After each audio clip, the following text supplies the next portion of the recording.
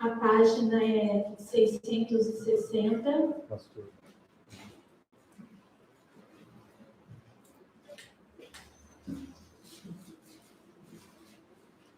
Eu tenho conversado bastante com o Senhor, porque as advertências que nós temos recebido através da palavra têm sido muito intensas e constantes. E Deus pediu para que eu fizesse vocês entendidos um pouquinho da forma como Ele irá agir, caso a gente não tenha entendido as suas advertências. É muito triste, irmãos. Cada palavra que eu vou recebendo de acordo com a igreja, eu tenho sentido dores assim bem profundas no meu corpo físico, porque eu oro pela igreja. Embora nesse momento Deus tenha restringido um pouco eu ficar insistentemente falando a respeito dos mesmos pecados, individualmente ou como igreja, eu tenho orado, eu tenho desejado que cada um de vocês seja vitorioso. E assim como Moisés clamou ao Senhor para que esse povo entrasse na terra prometida, esse é o desejo do meu coração. E conversando com o Senhor, eu cheguei nesse Salmo 81, que diz o seguinte, a partir do versículo 8. Salmo 81, versículo 8, diz assim: Ouve, ó meu povo, e testemunharei a ti, ó Israel, se tu me ouvires. Tudo quanto Deus vem falando, não desprezar nenhuma palavra que chega nesse púlpito. E a todo momento perguntar assim, Senhor, do que foi ministrado hoje, o que cabe a mim? Por exemplo, o pastor trouxe uma ministração sobre contratos. Os contratos que nós fizemos com o diabo e que eles precisavam ser destituídos de poder. Eu pergunto, quantos foram perguntar quais são os contratos que nós assumimos com o diabo? E aí, na quarta-feira, o Éder trouxe uma palavra poderosa, de novo trazendo esse alerta. Então, eu fui conversar com o Senhor, porque na primeira vez, irmãos, vou ser bem sincero, me passou desapercebido. A pergunta, não o impacto da notícia, da palavra. E eu falei, nossa, se Deus falou de novo, então eu vou lá perguntar. Irmãos, enquanto eu conversava com o Senhor a respeito dos contratos, falei, Deus, eu não tenho nem ideia do que significa isso na minha vida. O que seria um contrato que eu possa ter assinado? E o Senhor falou, você está rasgando, filha. Eu falei, qual? Vou dar um exemplo para vocês. Essa necessidade de consumo de roupa. Era uma coisa absurda, roupa, sapato, eu tinha sempre que estar sendo motivada, a minha alegria não estava absolutamente, completamente, inteiramente em Cristo. Parece que eu tinha sempre que estar, nem que fosse uma coisinha. E quando eu comecei esse jejum, vai fazer quase 80 dias, porque eu fui sendo renovada, o Senhor foi falando para mim, renova de novo. E se vocês me perguntarem, agora no comecinho de junho, vai fazer 80 dias, de muitas coisas que eu coloquei diante do Senhor. E quando eu passo pela rua, os meus olhos ainda são atraídos para as vitrines que eu ainda tenho desejo no coração, de comprar e de adquirir. E Deus falou assim, ainda não cheguei na cura do seu coração. Então, mais um pouquinho eu vou ter que renovar o meu jejum. E renovar o jejum até criar um hábito novo dentro do meu coração, do meu entendimento, até que Cristo resplandeça de uma forma tão intensa que eu possa olhar e não desejar. Isso foi uma das coisas que ele falou dos contratos que eu fiz, porque o consumo e a necessidade de ter vem de quem, irmãos? É de Jesus. E a todo momento eu sou levada a um desafio de olhar para aquilo que eu tenho e estar satisfeito. E declarar isso, eu tenho que declarar isso para mim constantemente, cada vez, para qualquer motivo que seja. Se eu vou sair à tarde, se eu vou buscar na escola, se eu vou trocar a roupa, se eu levantar para trabalhar, eu tenho que olhar e me satisfazer. Cada vez que eu olho, eu aceito a satisfação, eu impeço o contrato do diabo na minha vida de ser renovado. Mas nós precisamos, como igreja, conhecer mais de nós. Porque a dona Eunice fala assim, olha, a igreja está morna. E a gente, às vezes, fica estupefato, escandalizado com a palavra que vem. Ai, mas de novo. Mas se Deus está falando, será que a gente consegue entender que isso é um amor muito profundo, muito extenso, um desejo imenso de que nós estejamos com Ele? E o Senhor falou para mim, sabe, filha, se você não seguir nessa linha que você está, e a minha alimentação é assim, a alimentação está sendo mais fácil do que as vestes, comprar coisas. Eu achei que ia ser o contrário, mas eu tenho me conhecido através desse jejum, e eu tenho visto que não. Eu não tenho sentido vontade de comer doces do mundo, eu não tenho sentido vontade de comer pães com glúten. Eu tenho aprimorado e desenvolvido a minha habilidade na cozinha, coisa que há muito tempo eu não tinha tido vontade de estar ali. Deus tem me chamado a estar na cozinha, fazer com amor. Eu tenho desfrutado da delícia daquilo que as minhas mãos produzem pelo poder de Cristo derramado. Comecei a entrar na internet para ver receitas sobre coisas que eu posso comer e que satisfazem o meu corpo físico no templo do Espírito. E tem sido magnífico o que eu tenho descoberto. E aí eu tenho tido muitos benefícios.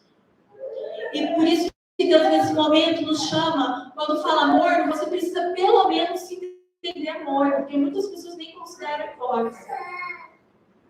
E é uma busca que ela tem que ser. Ontem eu escutei um versículo do Salmo 119 que fala, você lembra, amor? Suplicai. 170. Então, Marcelo, qual que era? Você pode me... Que a minha súplica chegue diante de ti. E a súplica, irmãos, é o desejo intenso de receber algo.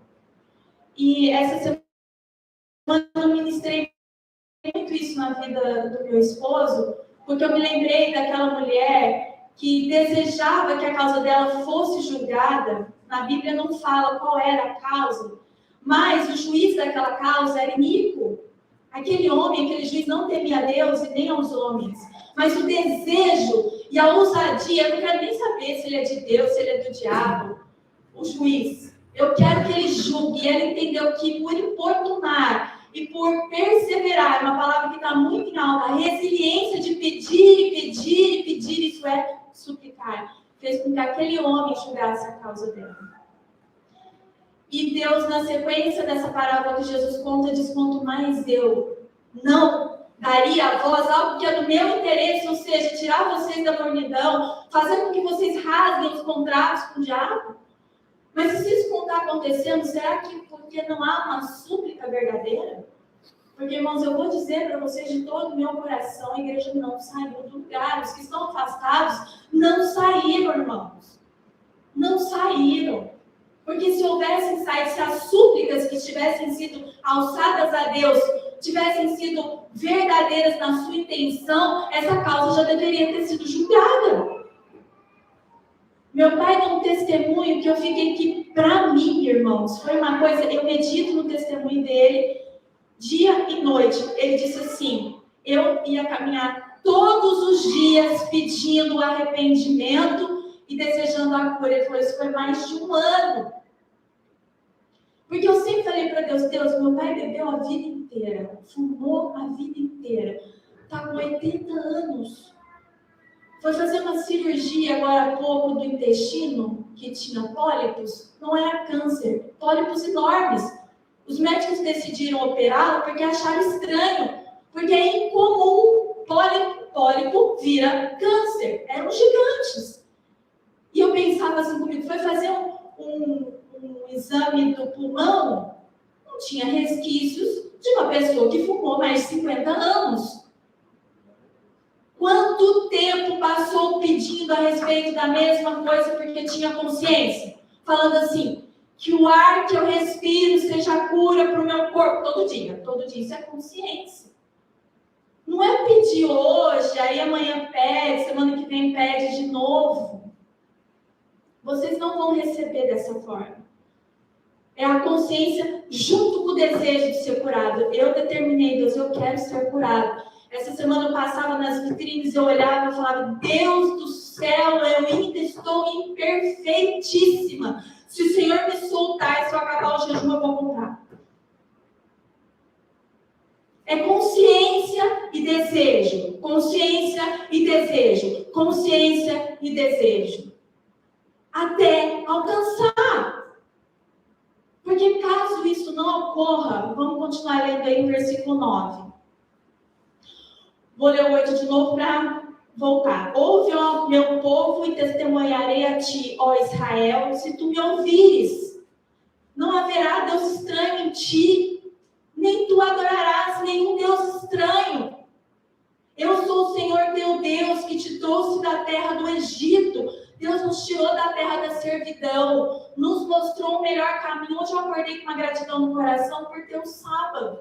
Tantas pessoas já estão tendo consciência, mas acham tão difícil, eu acho tão maravilhoso. Aí ele continua dizendo, mas o meu povo, no versículo 11, ele nos tirou da terra do Egito. Ele nos tirou, ele nos deu a capacidade de sair da escravidão. Abre bem a tua boca e eu a encherei. Entenda, aceita, se disponha e Deus vai encher de poder. Mas o meu povo não quis ouvir a minha voz. Isso é o que Deus está vendo nesse momento. Tem gente que tem a oportunidade de estar no sábado guardadinho em casa, com a família, no momento ensinando os filhos, vai para outros lugares. Irmãos, é um privilégio poder estar em casa, poder fazer uma visita, uma evangelização, uma palavra. Não! Cultos de pôr do sol, nem sei se alguém aqui faz. Orações em família à tarde tem sido um hábito na tua casa? Aí depois, olha, o lar da outra pessoa, no dia do meu aniversário eu recebi uma mensagem, não foi da igreja, não foi de uma pessoa da igreja, que disse assim, por muito tempo eu tive inveja da sua família. Eu queria que a minha família fosse igual à sua. Eu pensei assim, você está pagando o preço que eu estou? Querem, mas não pagam o preço, irmãos. Nós recebemos, meditei hoje de manhã também, eu falei, nossa Deus, o Senhor é tremendo. Na época de vestibular, Deus deu o tema da redação para os meus filhos. Deu para o João, ele falou com a Ana Laura meio que desconsiderou, acho, né? Sabe o que Deus fez por amor? Acordou de madrugada e fez ela fazer na mente a redação do tema que o João tinha falado, não foi isso, filha? Irmãos, que Deus é esse que cuida desse jeito? Vocês querem isso para a vida de vocês? Obedeça, pague o preço. O quanto eu orei, Senhor, me ensina a ser mãe do João, me ensina a ser mãe da Ana Laura. Foi pedido, foi uma resiliência, um jejum, um choro, um pranto, um desejo de conquistar, um desejo de ser quem eu sou hoje como mãe. Eu sinto o amor dos meus filhos, eu consigo alcançá-los, só porque eu alcancei esse poder em Cristo. E eu passo para vocês, Deus passa para vocês. Está disponível. E o Senhor fala, mas o meu povo não quer ouvir minha voz. Versículo 11. Segunda parte, Israel não quis nada de mim. Vocês podem estar todos os sábados sentados aqui. Todos os sábados. Isso não significa que você quer alguma coisa do Senhor. Isso pode ser uma mera religiosidade, farisaísmo. Você pode trazer seu dízimo perfeito aqui na frente, contestável, contado direitinho. Ser um exímio ofertador dentro e fora da igreja. Ofertante. Isso não significa, irmãos. Eu quero ver resultados. Porque se não fosse assim, Deus não colocaria, olha, pelos frutos os conhecereis. É muito tranquilo olhar e enxergar os frutos que se estão dando. Vocês não vão enganar líderes. Pela misericórdia de Deus, Ele não deixa. Maridos são enganados por suas esposas, esposas são enganadas pelos seus maridos, numa falsa santidade, falsa religiosidade. Filho engana os seus pais, pais enganam os seus filhos, comem escondidos. A autoridade está na sabedoria aplicada. Lembra dessa ministração? Você tem que aplicar. A autoridade vem com a aplicação da sabedoria. Não é com conhecimento, com o mar, como o pastor falou, um mar de conhecimento. O Senhor está dizendo, o meu povo, 11, não quis ouvir a minha voz, Israel não quis nada de mim. Vou falar uma coisa para vocês. Versículo 12 fala qual é o pior castigo que um cristão, conhecedor da palavra, pode receber. Leia aí comigo. Então, eu os entregarei à luxúria dos seus próprios corações, e eles caminharão em seus próprios conselhos. Irmãos, não tem nada pior do que você ser entregue. O que você mais tem vontade? O que você fica combatendo com Deus? Deus está falando, está errado, está errado, está errado. E você não se coloca na posição na qual Deus tem te chamado. E aí, não acontece o pior como você espera. Acontece o melhor, entre aspas. Você é colocado, apoiado na própria sabedoria. E aí as coisas que você deseja começam a ser conquistadas. E você começa até a glorificar o Senhor. Isso é sentença. Isso é sentença, irmãos. E é tão terrível esse castigo, porque ele te impede de reconhecer o que o diabo está fazendo na sua vida. O que você tem murmurado 24 horas, dizendo, eu quero, eu não acho, eu não devo.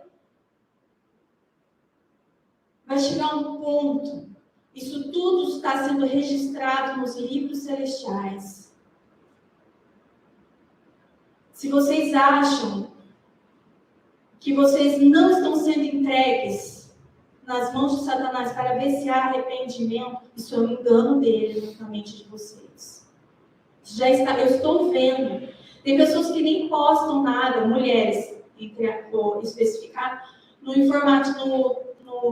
Intercessão Mulheres, eu sei que a casa está despencando, mas não põe por orgulho, porque eu falei, né? O pior castigo de um cristão é o versículo 12 do Salmo 81.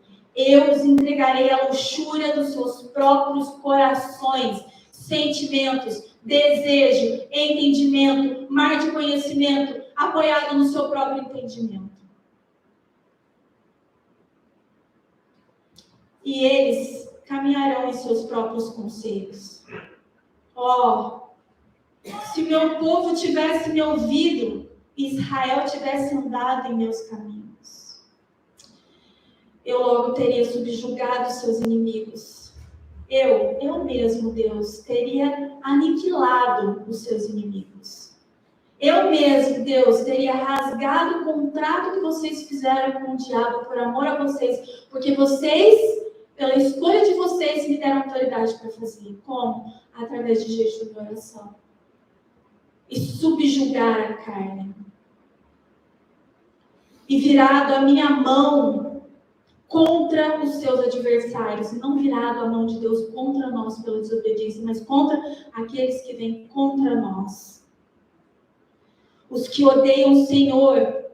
Olha que palavra séria. Os que odeiam o Senhor, quem são esses? Não, eu não odeio o Senhor, imagina. Isso é algo muito sério, pastora. As tuas ações mostram a quem você adora.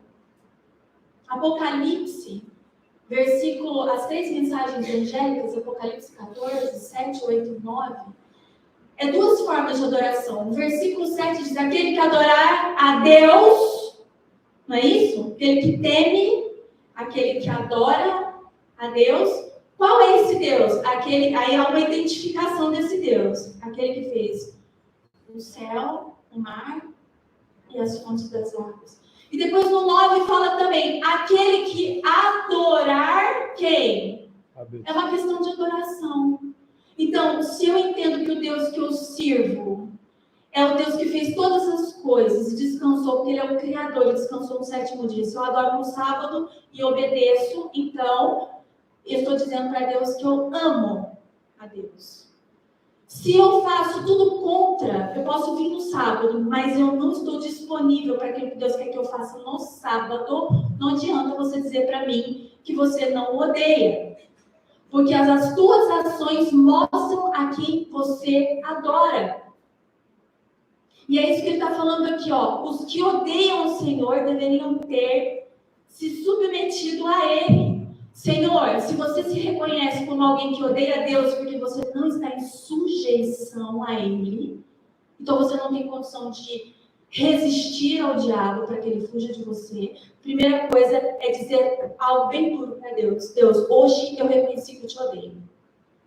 Porque as minhas ações mostram isso. O meu coração enganoso fala, Senhor, Senhor, eu te amo, Senhor, estou aqui na sua casa, tá bom. Mas se as tuas ações dizem o quê? Então, se você for sincero com o Senhor e dizer, Senhor, eu tenho odiado o Senhor. Porque tudo quanto eu tenho aprendido mostra que eu sou morno. E o ato de vomitar, deixa eu explicar uma coisa para você. Quem vomita é quem está se sentindo mal, né? Ou quem está se sentindo bem vomita. É gostoso vomitar? Você acha que Jesus se sente bem ao dizer que vai vomitar a sua igreja? Não, ele não se sente bem. Mas a partir do momento que ele lança fora dele aquilo que está causando mal-estar, quando você vomita, após o vômito, você se sente bem ou mal? Há um alívio imediato. Então eu aconselho você, como uma palavra de Apocalipse 3 que a Donice leu, que você compre ouro provado no fogo. E esse ouro provado no fogo é deixar vir sobre você as provas que necessitam para que você consiga se enxergar quem você é. Porque tem pessoas que a gente fala na cara dura. Filho, você é isso aqui, não sou. Na tua frente, acho que 99,9% das pessoas da igreja dizem para mim assim, não tá bom, pastor. Mas lá no fundo, ela tá enganada com relação a mim, ela não sabe quem eu sou. Ela não tem nem poder para saber quem eu sou, não tá dentro de mim. Só Jesus. Só que esquece que pelos frutos, Deus nos dá a capacidade de saber quem vocês são. Então, o que eu aconselho é que vocês sejam sinceros e digam para Deus o quanto vocês têm odiado. O quanto vocês têm se rebelado contra a vontade do Senhor. O jejum que começou 80 dias atrás, como é que tá? Já parou? Já se deu por satisfeito? Já achou que você está bem? Porque o que eu tenho visto a cada dia que se passa do jejum é que eu preciso mais e mais do Senhor. A ideia de Cristo para mim é assim, nós vamos caminhar um dia de cada vez, mas eu estou te mostrando pelos teus olhos são a candeia do corpo, o quanto você está mal ainda. O quanto você é frágil quando se trata de compras. Para terminar, os que odeiam o Senhor deveriam ter se submetido a Ele. Esse é o momento. Seja sincero. Pelas minhas ações, eu me reconheço imperfeito, morno, e eu tenho odiado a Ti, Senhor. Por que ele aconselha? Porque se você for diante dele, ele é um Deus que trabalha com amor, e esse amor, como que ele é? Ele é condicional, ele está condicionado. Quer dizer, eu amo a Simone porque a Simone me ama. Não. Deus não me ama porque eu sou perfeita. Deus me ama justamente porque eu sou imperfeita. Mas o que ele exige de mim é um reconhecimento disso. Então, aqueles que odeiam a Deus e chegam até Ele, o que vai acontecer? Acionar o gatilho do amor incondicional e aquilo que é necessário ser derramado sobre a sua vida. Só que primeiro você aciona o gatilho do amor incondicional de Deus para a cura quando você for sincera com Ele. Às vezes você não odeia o Senhor de todo, em todas as áreas da sua vida, apenas tem uma parcela que você não quer deixar Ele tocar ali. E nessa área você precisa dizer, Senhor, nesta área eu tenho odiado ao Senhor. Mas ele fala aí no versículo 15, vocês deveriam ter submetido a ele, os que odeiam, se submete, sujeição. mas o seu tempo duraria para sempre. 16. Ele, o Senhor, os teria alimentado com o mais fino do trigo, e eu te satisfaria com mel tirado da rocha. Quem é a rocha? Qual é o mel? A palavra do Senhor. É mais doce do que os favos de mel. Aqui está a dica, irmãos. Eu dei um testemunho, um pequeno testemunho de tudo que Deus tem falado na minha vida. Você pode desprezar ou você pode aplicar. Mais uma vez, diante do Senhor, demonstrar o ódio que você tem sentido, desprezo pela palavra, e ter a oportunidade de ser restaurado, ou simplesmente continuar do jeito que vocês estão. E só qual é a atitude de Deus pelo Salmo 81, no versículo 12? Eu os entregarei à luxúria dos próprios corações. E eles, vocês, aqueles que resistirem, caminharão segundo os seus próprios conselhos. Podem ficar aqui, dentro da igreja, até a volta de Cristo. Até quando houver a dissipação, a grande perseguição, a tribulação, nesse momento, certeza absoluta, uma separação entre o joio e trigo, que não tem como se evitar. Mas até aquele momento você pode estar aqui, como a dona Edice diz, estar enganado a respeito da sua salvação. Esse é o conselho de Deus para você. E você vai ser enganado porque vai achar que está tudo bem. E você foi entregue à sua luxúria, aos seus desejos e às suas paixões. Eu espero que você busque isso de todo o teu coração, porque a luta não é para uns, é para todos. Todos que desejarem seguir a Cristo vão ter que abnegar o Senhor. Aquele que quiser vir após mim, qual que é a sequência? Negue-se. E o negar é tudo. Negar até o que você acha de você mesmo. Que você não é esse amorzinho que você pensa que você é. Você não é essa pessoa compreensiva. Você não é essa pessoa que tem o dom de dar as coisas para os outros e faz isso sem querer nada em troca. Você precisa deixar Deus mostrar quem você é. E ao mostrar, falar, Senhor, eu tenho odiado o Senhor, porque as minhas ações estão contra a sujeição a um Deus vivo e verdadeiro.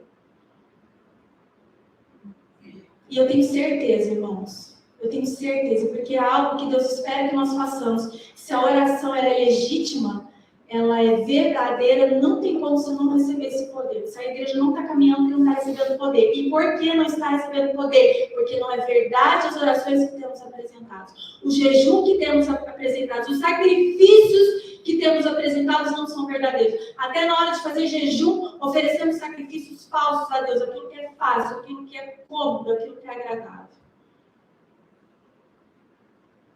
Espero que Deus tenha te abençoado nesse momento, desde o começo do culto até agora. Que você possa pegar o sábado e colocar como um momento profundo de reflexão. Nós cantamos agora, somos a geração do avivamento. Nós temos um chamado diferente. Deus vai exigir mais de nós, mas a recompensa também é diferente. O galardão também é diferente.